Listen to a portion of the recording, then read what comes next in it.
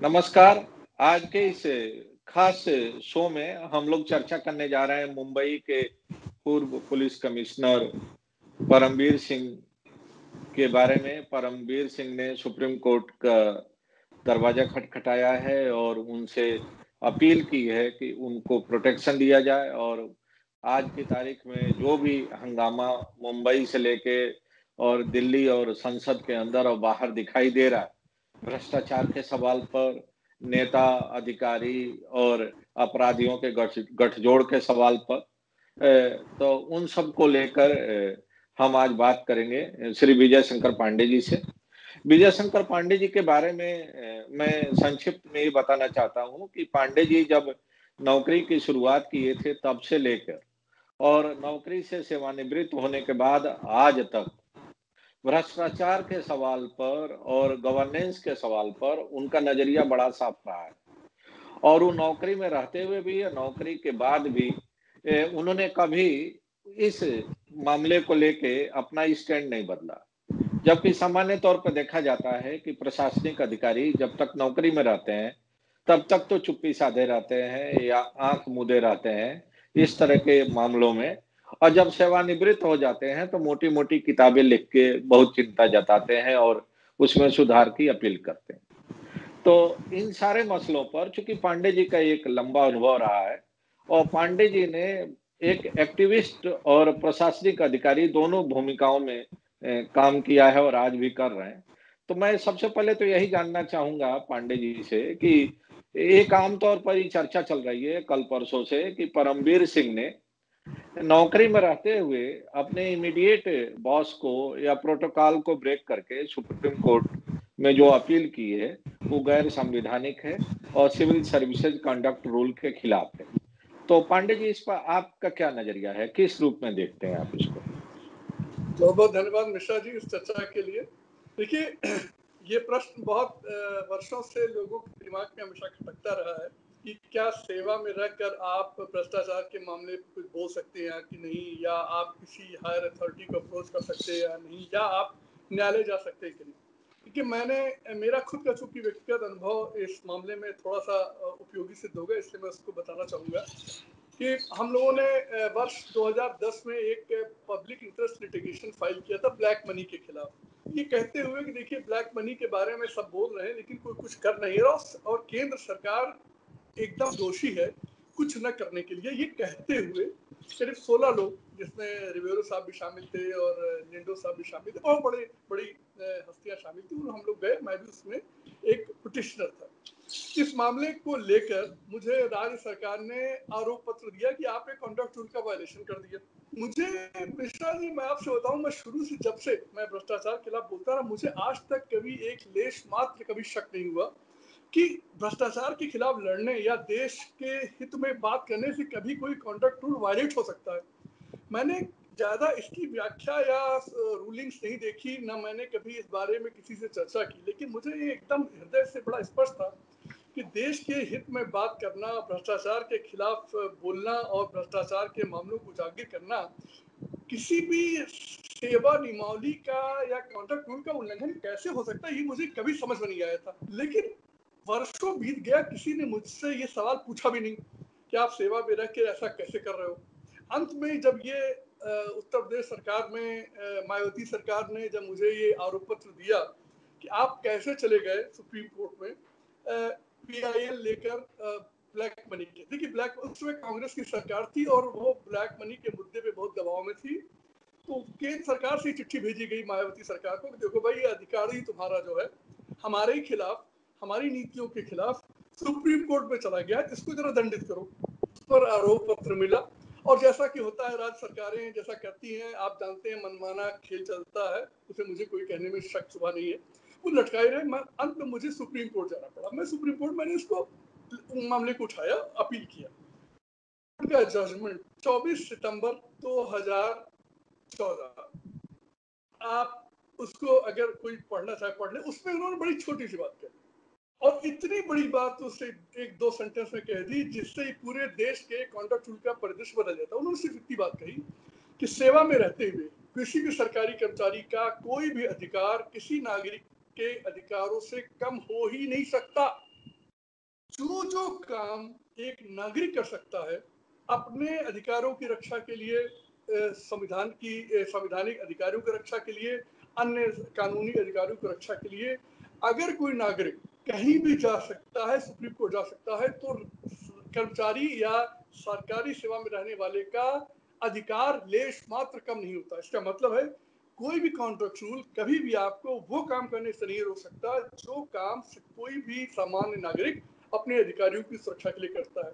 इसलिए Paramvir Singh supreme court गए हैं, इसमें कुछ भी गलत नहीं है और किसी भी जिसे कहता हूं मैं कॉन्डक्ट रूल का वायलेशन नहीं है। अगर उनका उद्देश्य भ्रष्टाचार को उजागर करना है, वो एकदम स्वतंत्र हैं और उनके विधिक जो पूरी शक्तियां उनके पास हैं कि वो इस मामले को सुप्रीम कोर्ट लेके जाएं और कोई भी राज्य सरकार इस कारण से उन्हें दंडित नहीं कर सकती। पंडित जी, एक और बात कही जा रही है कि परमवीर सिंह जब तक पुलिस कमिश्नर थे तब तक उनको भ्रष्टाचार दिखाई नहीं दिया। जिस दिन वो पुलिस कमिश्नर के पद से हटाए गए तो उसके दूसरे ही दिन उन्होंने एक मेल भेजा और वो मेल अपने पर्सनल कैपेसिटी में भेजा, ऑफिशियल ईमेल आईडी से नहीं भेजा। तो इसको लेके भी काफी आलोचना हो रही है और आपके दोस्त और जो हम कह सकते हैं कि आपके इस लड़ाई में साथ चलने वाले रिवेरो साहब भी बहुत क्रिटिकल हैं परमवीर सिंह के इस एक्शन को लेके, और वो साथ में नेताओं के एक्शन को लेके भी क्रिटिकल है।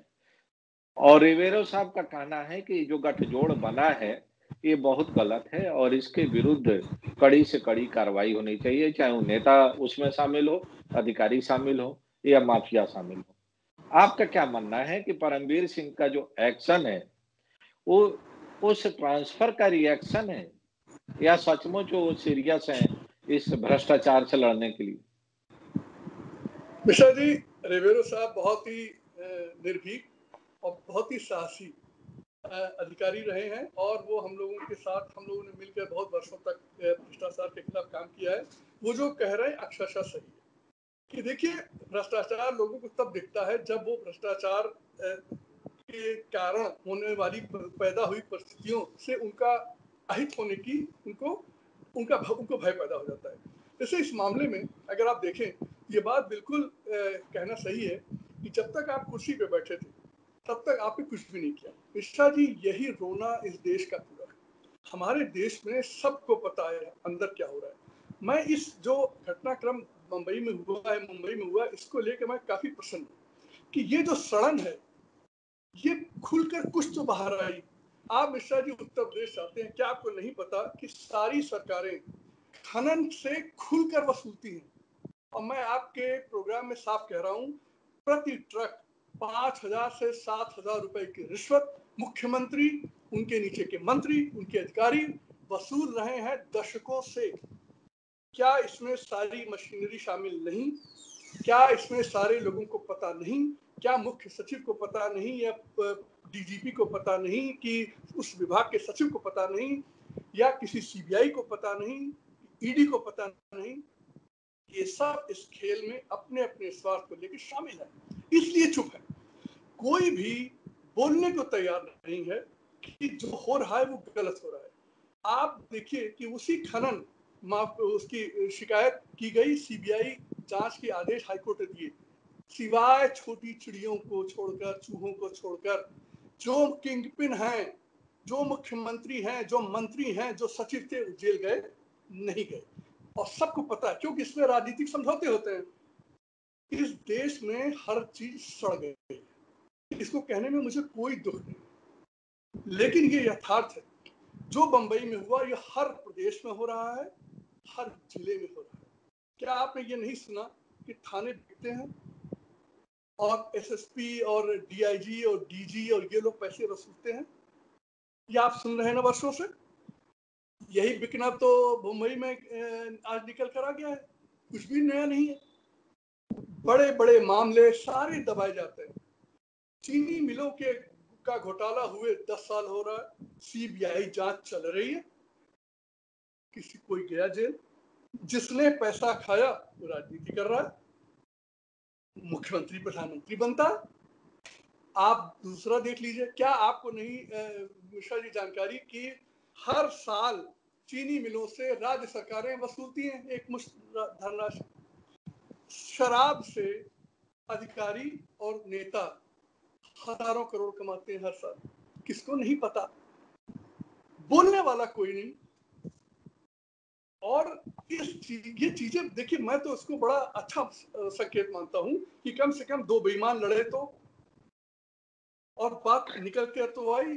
तो बेईमानों की लड़ाई में कुछ तो क्लिंचिंग हो ही जाएगी, चाहे सुप्रीम कोर्ट के जरिए हो या राज्य सरकार के जरिए हो या केंद्रीय जांच एजेंसियों के जरिए हो। एक और दिलचस्प घटना है, अपने उत्तर प्रदेश से ही उसकी भी शुरुआत हुई थी। और मैं इस शो में अपना उत्तर प्रदेश इसलिए कह रहा हूँ कि हम सब वहीं से आते हैं। ये अलग बात है कि हम सबकी जिम्मेदारी पूरे देश के लिए है और समाज के लिए है, लेकिन एक कहावत है कि सबसे पहले आप अपना घर ठीक कर लीजिए तो समाज भी ठीक हो जाएगा और देश भी ठीक हो जाएगा। इलाहाबाद हाई कोर्ट के एक बहुत चर्चित जज हुआ करते थे आनंद नारायण मुल्ला जी। जस्टिस आनंद नारायण मुल्ला जी का एक ऑब्जर्वेशन बहुत पहले से पुलिस विभाग के कार्यशैली को लेकर चर्चा में है, और दशकों पहले उन्होंने पुलिस फोर्स के कामकाज को लेके अपना जो ऑब्जर्वेशन दिया था, उसमें उन्होंने कहा था कि ये जो यूनिफॉर्म में लोग हैं, ये ऑर्गेनाइज्ड क्रिमिनल्स का गैंग है।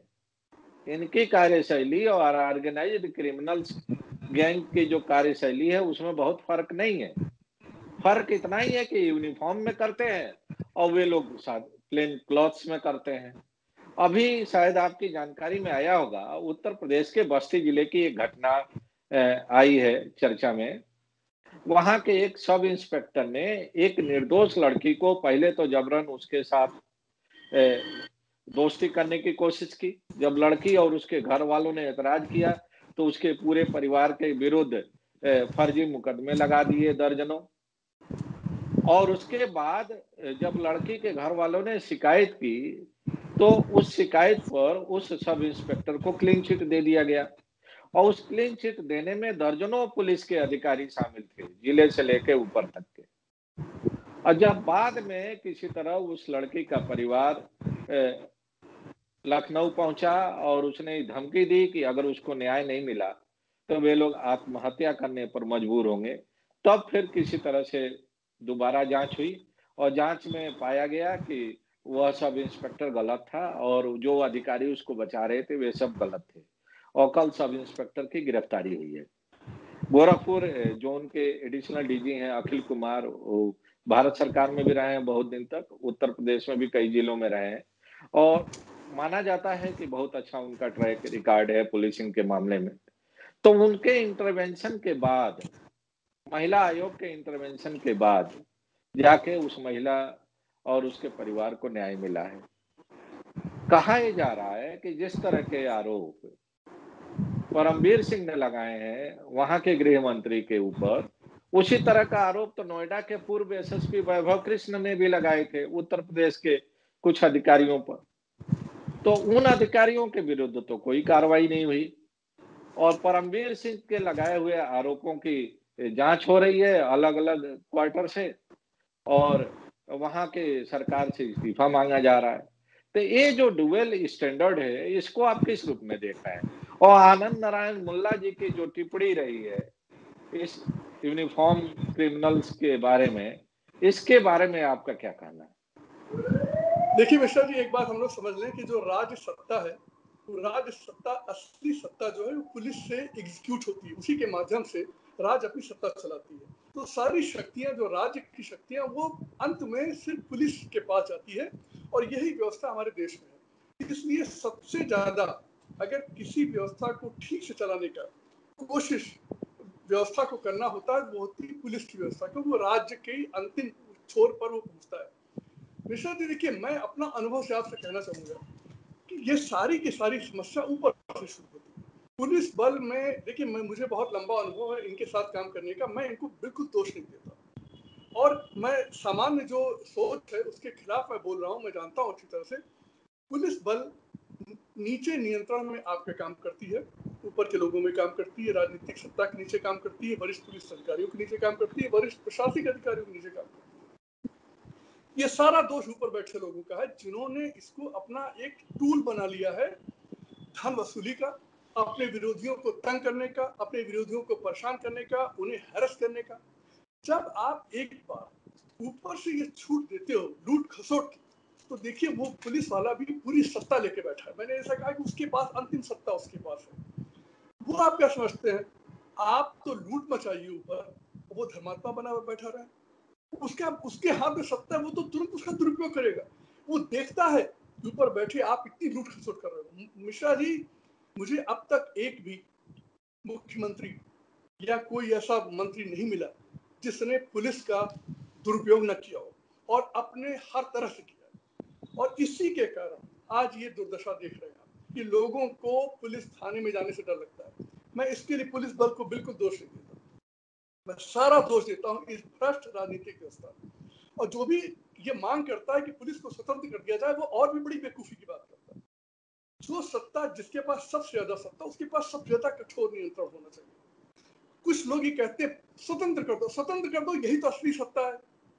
इसको जिस दिन आपने नहीं नियंत्रण में रखा, ये आपका नर्क कर देगी जीवन। लेकिन जिम्मेदारी मिश्रा जी, चाहे वो बंबई का कांड हो, चाहे वो यूपी का कांड हो, चाहे बस्ती का कांड हो, सारी राजनीतिक भ्रष्ट राजनीतिक व्यवस्था, और इसने चीजों को इतना डिस्टॉर्ट कर दिया है।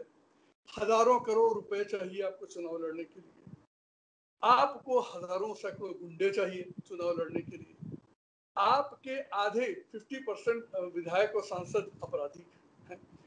किधर जा रहे हो आप? फिर आप दोष देने लगते हो दरोगा को, फिर आप दोष देने लगते हो अफसरों को। लूट की शुरुआत ऊपर से। जब तक मुख्यमंत्री, प्रधानमंत्री, मिनिस्टर ये भ्रष्ट राजनीति के माध्यम से आते रहेंगे, तब तक ये देश लात खाता रहेगा।